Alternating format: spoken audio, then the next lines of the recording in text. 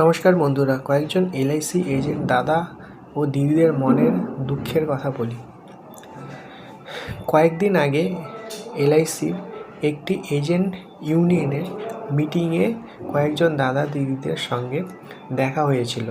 তারা তাদের এজেন্সির সমস্যার কথা বলছিল। সেগুলো এই রকম: একদম ব্যবসা পাচ্ছি না, কাজ হচ্ছে না, অন্য পেশায় চাপ থাকার জন্য এলআইসির এজেন্সিতে বেশি সময় দিতে পারছি না, আমি বড় হতে চাই কিন্তু পথপ্রদর্শক পাচ্ছি না ঠিকমতো, আমার দ্বারা মনে হয় এই কাজ হবে না, আমার ভবিষ্যৎ অন্ধকার, ইত্যাদি ইত্যাদি। মানুষ অভ্যেসের দাস, অভ্যেসের উপর জোর দিন। মানুষ সাধারণত সেই সকল কাজগুলো করতে পছন্দ বেশি করে যে কাজগুলোতে তার ক্ষতি হয়। তাই আজ থেকে সেই কাজগুলোর উপর জোর দিন যে কাজগুলো করতে আপনার খারাপ লাগে কিন্তু আখেরে তাতেই আপনার লাভ বেশি। ঠিক আছে?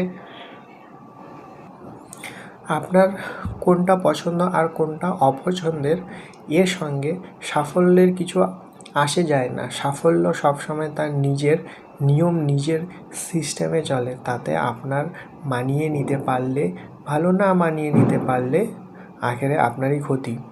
জীবনে কখনো কারো প্রতি কোনো বিষয়ের প্রতি কোনো অভিযোগ রাখবেন না।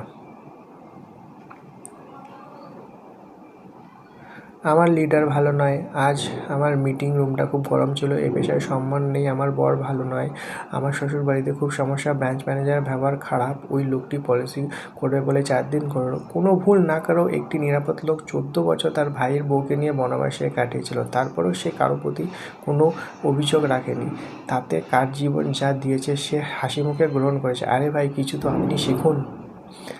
জীবনের প্রত্যেকটি অংশ থেকে, দিনগুলো প্রত্যেকটি বেলা থেকে কিছু না কিছু শিখুন, কিছু না কিছু নিতে চেষ্টা করুন। ও হ্যাঁ, ভালো কথা, প্রতি মুহূর্তে নিজের সঙ্গে কথা বলুন, খুব জরুরি। আপনি আর আপনার মনে এই দুটো বিষয়ের মধ্যে যত বেশি আলোচনা হবে ততই আপনার সমৃদ্ধি ঘটবে। আপনার এই উপার্জন যদি আপনার আত্মসম্মানকে অনুভব করেন, আমি আপনাকে হাত জোড় করে অনুরোধ করব, নিয়মিত পেট্রোল পাম্পের গিয়ে দাঁড়াবেন এবং তখনই বুঝবেন আপনি কতটা জলে আছেন আর কতটা ডাঙায় আছেন। আমার এই পোস্টগুলো অন্তত 15 থেকে 20 বার করে পড়ুন। অবশ্যই আশা করছি ভালো সমস্যার সমাধান হবে। ভিডিওটি ভালো লাগলে অবশ্যই চ্যানেলটিকে সাবস্ক্রাইব করে নেবেন। টেলিগ্রাম চ্যানেল ডেসক্রিপশনে দেওয়া রয়েছে, অবশ্যই লিঙ্কে যেয়ে জয়েন করে নেবেন। অবশ্যই ভালো থাকুন বন্ধুরা, ধন্যবাদ।